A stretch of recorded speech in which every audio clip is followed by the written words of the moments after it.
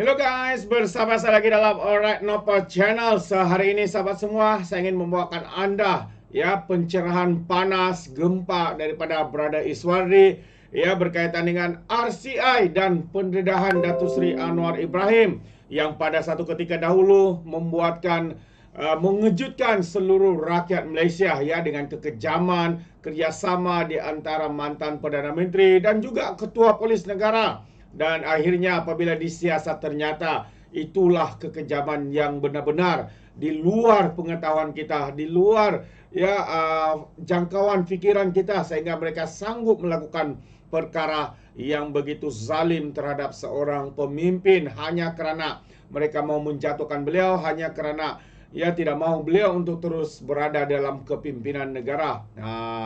Jadi sahabat semua, menarik untuk kita tonton apa yang dikatakan oleh Brother Iswardi ini. Jadi sebelum saya teruskan, jangan lupa juga untuk terus support Alright Nopo Channel dengan cara tekan butang subscribe, like dan juga share. Begitu juga dengan sosial media daripada Brother Iswardi.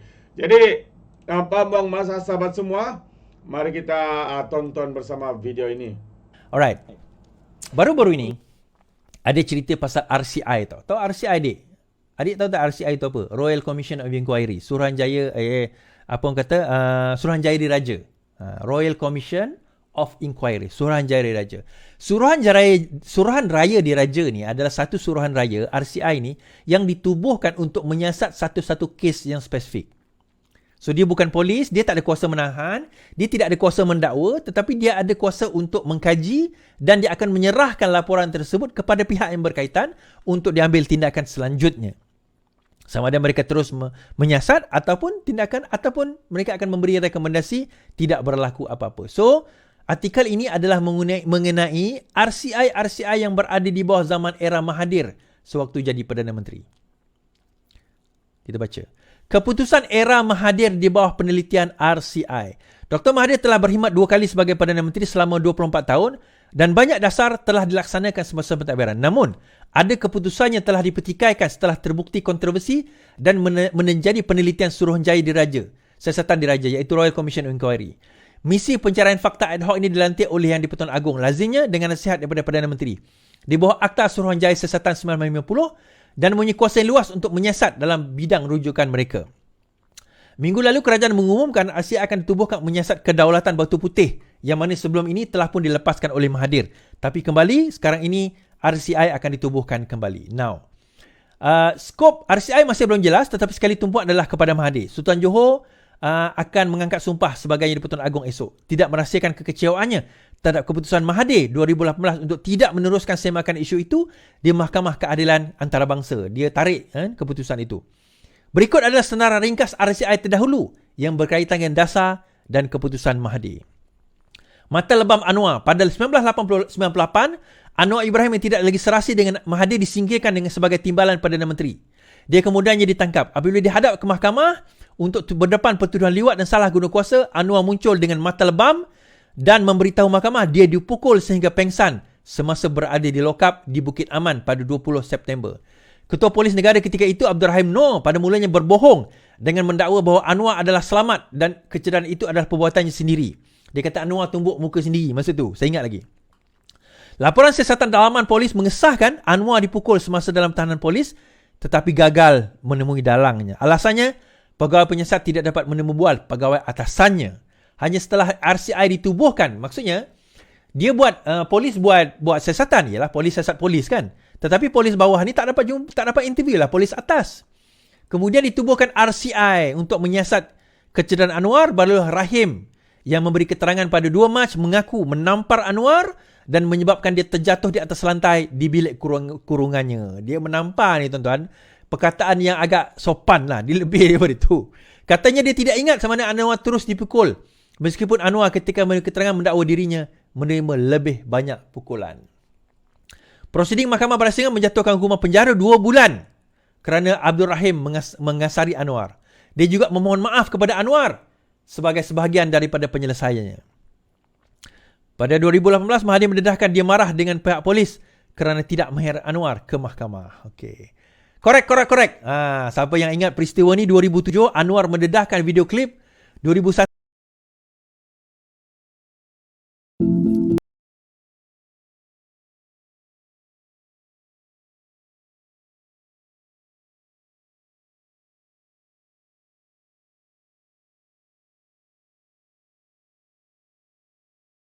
oleh pemberi maklumat Loh Burn yang memaparkan VK Lingam dengan Ahmad Fairuz Sheikh Abdul Halim. Mereka membincangkan tentang persaraan Muhammad Zaidin Abdullah sebagai ketua hakim dan mencadangkan Taikun Vincent Tan dan Tengku Adnan selaku menteri dibawa berunding dengan Mahathir untuk memastikan Fairuz mendapat jawatan tertinggi. Fairuz akan menjadi Presiden Mahkamah Rayuan setahun setelah perbualan itu dan menjadi ketua hakim negara setelah persaraan Zaidin. RCI sepatutnya ditubuhkan tidak lama lepas video itu didedahkan. Laporan dikeluarkan mengesyorkan Fairuz, bekas ketua hakim negara Yusof Chin, Lingam, Tengku Adnan, Tan dan Mahathir disiasat di bawah pelbagai undang-undang. Namun tidak ada tindakan susulan laporan itu selain Lingam dilarang dan menjalankan amalan sebagai peguam. Dia seorang peguam lah. Satu lagi adalah projek IC Sabah. Di mana pada masa itu pada tahun 90-an dikatakan Mahathir banyak memberi IC kepada pendatang-pendatang tanpa izin di Sabah atas tujuan pilihan raya. Kemudian RCI telah ditubuhkan pada 2012. Laporan Suruhanjaya menyimpulkan mungkin wujud tetapi menyalahkan bekas jabatan pendaftaran yang secara rasuah mengaut jutaan ringgit. Kemudian RCI juga pada kerugian forex dan juga pada 2018-17 mengemukakan RCI tersebut. Ini antara RCI yang pernah diwujudkan. Macam kita kata tadi lah, kan, walaupun mereka terlibat antara Tan Vincent Tan, Adnan Mahathir, tetapi RCI hanya boleh mengemukakan pandangan, boleh mengemukakan cadangan. Mereka tidak ada kuasa untuk mendakwa, mereka tidak ada kuasa untuk menjatuhkan hukum, mereka tidak ada kuasa untuk menyatakan siapa bersalah atau tidak bersalah. So setelah siasatan dibuat, setelah report itu dibuat, maka diserahkan kepada pihak berwajib dan pihak berwajib kena ambil tindakan. Dan dari perkara tersebut yang mana tindakan tidak diambil oleh mereka. Okay, alright. Tu antara cerita-cerita RCI lah, tuan-tuan. Kalau nak tahu, jangan tak tahulah, especially budak-budak yang baru nak up atau budak-budak yang awak kata tak pernah terlibat dalam politik sebelum ini. Sekarang korang tahu apa yang kami hadapi zaman-zaman Mahathir dahulu. Masalah yang kami hadapi pada zaman Mahathir dahulu. Baik. Cerita Daim, tuan-tuan. Habislah cerita tu. Cerita RCI ni habis. So, saya bawa kepada cerita Daim. Cerita Daim ni agak menarik, tuan-tuan. Kenapa? Bila saya cerita tentang Corruption Index tadi tu, kita bercerita tentang pada zaman reformasi, even sebelum Zak Anwar dipecat sekalipun, beliau sudah bercakap mengenai rasuah, bercakap mengenai salah guna kuasa, bercakap mengenai nepotisme, kronisme, bailout dan sebagainya. Ada yang kata ni, kita akan baca kejap lagi tentang apa yang Daim kata. So Daim telah didakwa. Kalau tuan-tuan perasan, pendakwaan itu adalah kerana dia tidak mendeklarekan aset. Dia tak declare aset. So isteri dia Naimah juga didakwa kerana tidak mengisytiharkan aset. So dia macam ni. SPRM telah mengemukakan satu notis kepada Daim dan juga isterinya dan juga anak-anaknya untuk mengemukakan aset-aset mereka. So dia ada satu SD yang dia orang kena isikan, aset saya, rumah saya, kereta saya, berapa semuanya. So dia kena isi. In kontras apa yang Mahathir kata lah, resit kena keluar. Tak, bukan. Aset mereka. So ada 71 aset yang tidak dideclare oleh Daim. Dia bukan tak declare semua, dia declare. Ada yang declare. Dia tak declare. 71. Dan ada di antara aset itu yang dia sekali kena dengan isteri dia, Naimah. Baik, kita baca. Daim akan didakwa tak isytihar harta pagi ini. Ini adalah semalam. Bekas Menteri Keuangan Tun Daim akan dihadapkan mahkamah atas dakwaan gagal mematuhi notis. Daim atau sebenarnya Encik Abdul Daim Zainuddin dijangka didakwa di hadapan Mahkamah Session Azura jam 9 pagi. Kemarin Daim dalam kenyataan berkata SPM sudah mengambil rakaman percakapan dan memaklumkan bahawa beliau akan didakwa atas kesalahan mengikut Seksyen Akta SPRM. Pada Rabu lalu, SPM mengesahkan mendapat kebenaran untuk mendakwa Daim yang memegang jawatan sebagai Menteri Keuangan dari tahun 84 sehingga 91, namun terpaksa ditangguhkan atas masalah kesihatan. Merujuk agensi itu, siasatan ke atas Daim adalah berdasarkan maklumat yang diperolehi daripada kertas Pandora, pendedahan berkaitan dokumen sulit golongan kaya dan pengaruh dunia yang menyembunyikan harta dengan menggunakan perkhidmatan luar pesisiran atau syarikat berpengkalan di luar negara. Alright. Okey, tuan-tuan. So, kalau kita tengok kat sini, bahawa Daim didakwa di atas tidak isytiharkan harta. Tetapi adakah itu sebenarnya undang-undang yang mana Daim akan kena? Kan? Adakah itu sebenarnya undang-undang yang Daim akan kena? Sebenarnya tidak. Itu adalah bypass. Macam juga, kita kena faham. Macam juga Najib kena dahulu lah. Najib kena dahulu kan. Dia kena, salah satunya adalah berkaitan dengan LHDN. Dia tak berkaitan pun dengan masa itu 1MDB itu kemudian baru dia didakwa. Siasatan sekarang ini berkaitan dengan yang lain-lain tu masih dalam siasatan. Sebenarnya kes yang sebenar bagi Daim, kes yang betul-betul besar bagi Daim, yang itu bagi saya kes tu kecil. Tak isytihar harta tu bukanlah kecil, tapi sebenarnya tak besar. Kita kata bukanlah satu benda yang terlalu besar. Yang lagi besar adalah apa yang saya nak sebut ini. Siasatan terhadap Daim belum tamat. Ada lagi kes rasuah. Ailah berita harian. Dan pengubahan wang haram Azam Baki. Bekas Menteri Keuangan Tun Daim masih disiasat atas kesalahan menggunakan kedudukan untuk suapan rasuah dan kesalahan pengubahan wang haram. Ketua Pesuruhjaya SPRM Tan Sri Azam Baki kata pihaknya tidak menghentikan siasatan terhadap ahli perniagaan itu biarpun pertuduhan di mahkamah sudah dilakukan. Katanya Daim masih disiasat di bawah Seksyen SPRM dan Seksyen 1 Pencegahan Pengubahan Wang Haram, Pencegahan Pembiayaan Ganasan dan Hasil Aktiviti Haram AMLA TFPUAA. Beliau sebelum ini hanya dituduh kerana tidak mengisytiharkan harta. Tetapi siasatan terhadap kes-kes lain melibatkannya masih dilakukan SPRM. Ia masih belum ditamatkan. Okay. So ini sebenarnya adalah aim yang utama. Ini adalah sebenarnya aim yang utama yang nak dikenakan terhadap Daim. Tuan-tuan jangan tersalah faham. Ada yang kata, oh sebenarnya Daim tak adalah rasuah. Yang Daim kena dakwa tu tak isytihar harta je. Tak, yang itu sekarang. Yang itu yang immediate.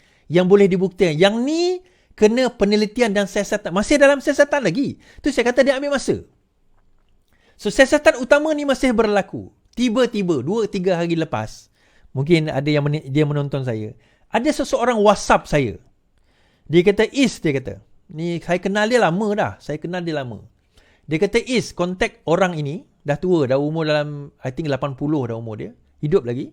Kontak orang ini, dia kata, orang ini claim bahawa dialah antara orang yang tugas dia mencairkan duit Daim tahun 90-an, 80-an, 90-an dahulu. Saya tak kontak lagi orang tu. Saya tak kontak lagi orang itu. Sebab bagi saya, biarlah SPRM dan polis buat kerja dia. Saya tak nak terlibat dalam bab macam ni. Kan, kalau dia betul-betul ada maklumat, baik dia pergi berjumpa SPRM dan bagi maklumat-maklumat tersebut. Tetapi dia kata, menurut WhatsApp yang saya terima, dia kata, orang inilah yang bertanggungjawab untuk mencairkan dan juga untuk meleburkan ataupun melaburkan dan meleburkan, kalau faham maksud itulah, wang-wang Daim pada tahun era 80-an dan 90-an dahulu. Okay, itu antara tugas dia. I think dia datuk juga kot. I think sedatuk juga. Dia sedatuk, pangkat sekarang datuk lah. So, dia salah seorang lah. Dia banyak lagi yang lain. Now, kita bercakap soal rasuah tadi tuan-tuan. Kita bercakap soal pembenterasan rasuah. Dulu kita hanya tangkap orang kata apa anak-anak ikan kita kata. Kita hanya tangkap anak-anak ikan bilis. Ingat lagi dulu kita kata kita tangkap ikan bilis, kita tak tangkap pun apa orang kata jerung-jerung. So bila kita kata jerung, siapa yang dimaksudkan sebagai jerung? Okay. Now, sebelum kita pada jerung tu, saya tertarik dengan apa yang Daim nyatakan.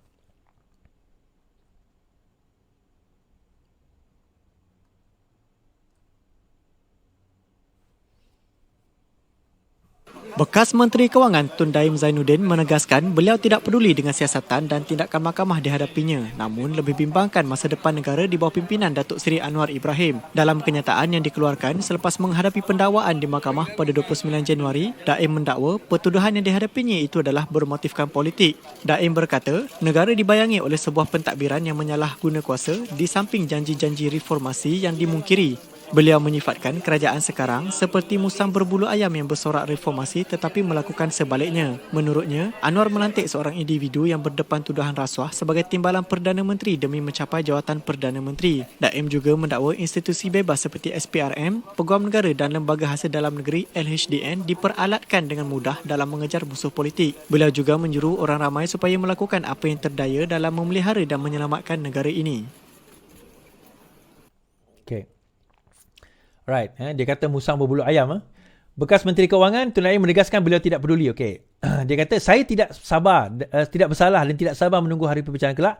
Namun saya ingin menyatakan suatu mengenai keadaan negara ini. Seperti mana yang lain mahukan sebuah negara Malaysia baru, saya turut menyokong PH dan Anwar Ibrahim pada 2018. Ketika itu, negara dihantui bayang-bayang skandal 1MDB. Tetapi kini, dibayangi pula oleh sebuah pentadbiran menyalahguna kuasa di samping janji-janji reformasi yang dimungkiri. Musang berbulu ayam bersorak reformasi tetapi melakukan sebaliknya. Satu je kata saya lah kepada Tun Daim. Kalau tak salah, kenapa takut? Kalau tak salah, kenapa takut? Dia kata ini adalah usaha untuk nak menjatuhkan beliau. Sebab apa? Untuk jatuhkan beliau sebab apa? Apa yang Anwar gain daripada jatuhkan Daim? Saya nak tanyalah tuan-tuan. Apa yang Anwar akan dapat daripada jatuhkan Daim? Anwar akan jadi Perdana Menteri yang paling powerful. Anwar akan jadi raja, sultan, agung. Tak ada. Anwar akan jadi kaya raya kalau sekiranya Daim jatuh. Tak ada. So, kalau kita fikir secara motifnya, Daim sebagai seorang yang berusia 85 tahun. Tuan-tuan, dia naik wheelchair tu, dia tolak walaun. Dia kata, ya Allah, kesiannya dah tua-tua macam tu. Tuan-tuan, saya nak cerita. Dia pergi hospital swasta, harta berbilion-bilion. Yang tolak kerusi roda tu yang tuan-tuan nampak, itu tu kerusi roda, saya percaya itu mahkamah punya. Bukan kerusi roda dia. Kan? Takkan dia tak mampu nak beli kerusi roda elektrik harga RM20,000 tu kalau dia nak. Dan yang kedua, dia bawa balik daripada hospital, of course, kita kata. Itu bukan isu dia. Kan? Itu bukan isu dia. So, orang itu once dia melakukan kesalahan, tak kisah umur dia 85, 95, 105, dia bersalah, kita kena heret dia ke muka pengadilan. Itu yang berlaku dan itu sepatutnya berlaku. Itulah reformasi yang sebenar. Kalau dia tidak bersalah, dia tak risau apa. Dia nak risau apa. Macam dia kata tadi, seperti kerajaan ini yang melantik timbalan Perdana Menteri yang mempunyai kes rasuah, belum dibuktikan bersalah. Malah pendakwaan telah menjatuhkan hukuman beliau. Kes yang 40 kes VLR itu pun pada zaman Perikatan Nasional mendapati dia tidak bersalah. Kemudian dia kata tadi, pada 2018 saya telah menyokong kerajaan ini menentang 1MDB. Yalah, terima kasih lah. Itu kita ucapkan terima kasih. Tetapi adakah itu boleh menutup kesalahan yang dilakukan kalau dia melakukan kesalahan? Itu persoalan kita. Dia macam kes macam ni lah tuan-tuan. Saya teringat. Ada dulu banyaklah kes. Taklah banyak. Adalah beberapa kes yang melibatkan apa orang kata yang ialah perogol kanak-kanak dia lah. Dia tangkap budak tu, dia rogol, lepas tu dia bunuh. Lepas tu mak bapak dia cari. Dia salah seorang yang pergi search party. Dia salah seorang juga yang mencari. Konon-kononnya dia tak tahu, dia pun pergi search party. Dan menurut kajian psikologi daripada FBI, dia banyak berlaku. Kan? Dan biasanya pembunuh ni dikenali di kalangan orang yang membunuh. Sebab itu dia orang tak takut. Sama ada di jiran dia ke, satu kampung ke, whatever lah, satu tempat ke. So dia cari sekali. Now soalan dia, adakah kerana dia pergi cari sekali, therefore dia tak boleh bersalah atas kesalahan membunuh tersebut? Sama juga dengan hal ni. Hanya kerana dia bersama dalam menentang 1MDB, adakah kita kata dia tak boleh bersalah kalau sekiranya dia melakukan rasuah dan salah guna kuasa dan pengubahan wang haram? You see, tuan-tuan, dia nak guna sympathize, kita nak bersimpati dan sebagainya. Itu hal dia lah. Tak ada masalah. Itu politik dia. Macam saya kata tadi satu soalan lah. Apa yang Anwar gain kalau sekiranya Daim masuk penjara? Apa yang Anwar gain? Apa yang Anwar gain? Apa yang Anwar dapat? Kaya? Harta? Pangkat? Manusia ni 3 je benda. 3 lelaki ni 3 ta. Wanita, harta, tahta. Dapat apa? Dapat harta. Anwar tak gain apa-apa. Tak dapat harta apa-apa. Bukan dapat bilion pun kalau Daim masuk dalam. Wanita. Wanita apa? Tahta. Anwar dah Perdana Menteri. Nak risau apa lagi? Nak apa lagi? Itu jawatan tertinggi yang ada bagi rakyat Malaysia di dalam negara ini. Dah tak ada jawatan lebih tinggi daripada itu dah. Perdana Menteri jawatan tertinggi. Bagi rakyat Malaysia yang biasa lah. Kalau yang keturunan diraja, yang di-Pertuan Agong lah yang paling tinggi. Sultan dan di-Pertuan Agong. Tapi rakyat biasa seperti kita, Perdana Menteri itulah yang paling tinggi. So apa? Apa yang dia gain daripada dapat benda ni?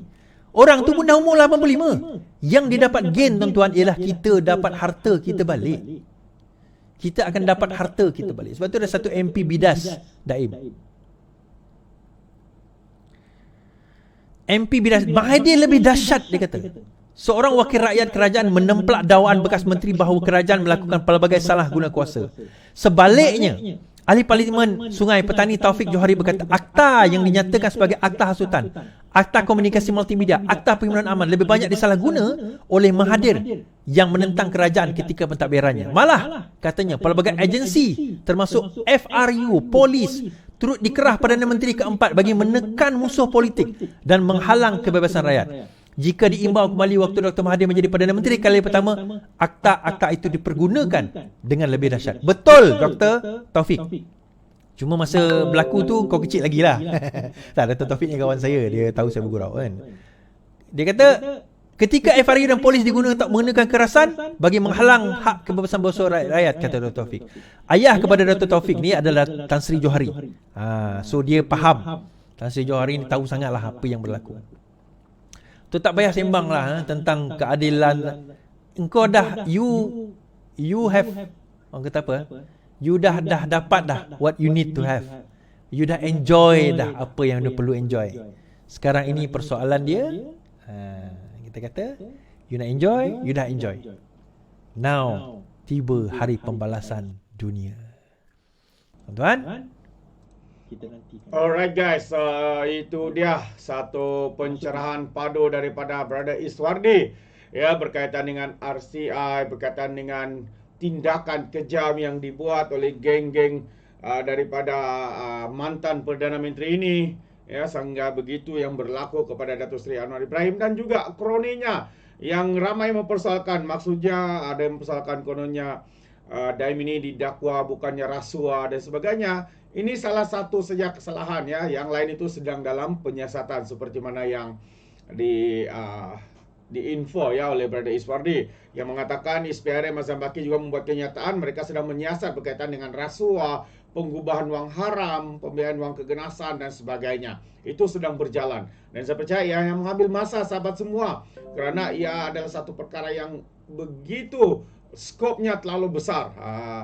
Jadi kita tunggu dan lihat ya perkembangan untuk perkara-perkara seperti ini.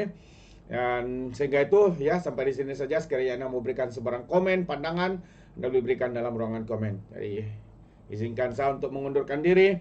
Dan seperti biasa, peribahasa mengatakan dapat pun kangkap 2 ton keinginan. Dalam bahasa Melayanya, tepuk dada, tanya selera. Sekian saja daripada Alright Nampak Channel. Kita berjumpa lagi. Bye-bye.